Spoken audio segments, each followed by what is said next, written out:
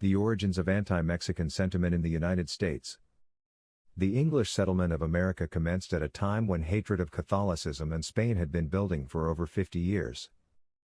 Widespread dissatisfaction with the Roman Church, based on charges of corruption and complacency, appeared in England shortly after 1500, crystallized during the Reformation, and intensified as Protestantism drifted leftward. Propagandists denounced the Mass as blasphemous, indicted the clergy for the encouragement of superstition and ignorance, and assailed the Pope as the Antichrist. Eventually, resentment of Catholicism transcended religious issues. Englishmen came to regard the Roman Church as a supranational power that sought to overthrow their government.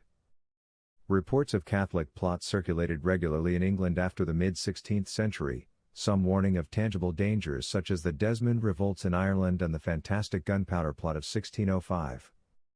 While others, the constant rumors of Jesuit intrigues, for example, only demonstrated how closely English fears of Catholic political adventures verged on hysteria. It was in the context of this fear that English anti-Catholicism intersected and merged with a nascent Hispanophobia. As every Englishman knew, Spain was the most powerful of Catholic nations and the self-proclaimed champion of the Roman Church. The Spanish military forces, the Popist legions, were the very instruments of Catholic tyranny. The Catholic-Spanish alliance was regarded by many Englishmen as a partnership conjured by Satan himself, and thus one that possessed an unlimited capacity for mischief. Englishmen were well aware of the most notorious product of this collaboration, the Spanish Inquisition. Although Englishmen disliked Catholics in the lump, the Spaniard was considered the worst of the breed for reasons not altogether related to religion.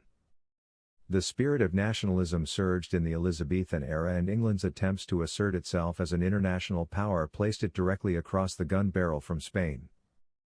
Countless military engagements, the most spectacular of which was with the Armada in 1588, maintained animosities at a high pitch until well into the 18th century. During the Revolt of the Netherlands from 1555 to 1609, an event closely followed in England, Dutch nationalists conducted an impassioned paper war against their Spanish rulers, vilifying them for their cruelty, avarice, arrogance, and immorality.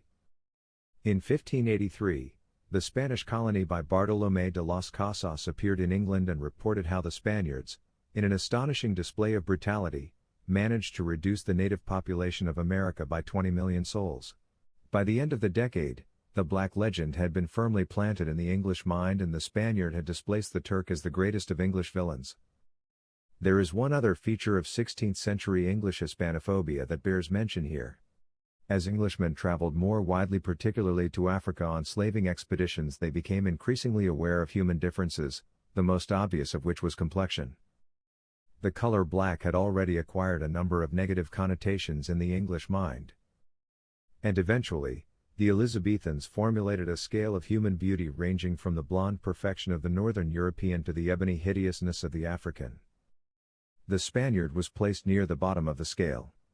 In an era when Englishmen increasingly esteemed purity not only in a religious sense, but also in an incipient racial context, the Spaniard was manifestly impure, being the product of European Moorish miscegenation which had proceeded for hundreds of years.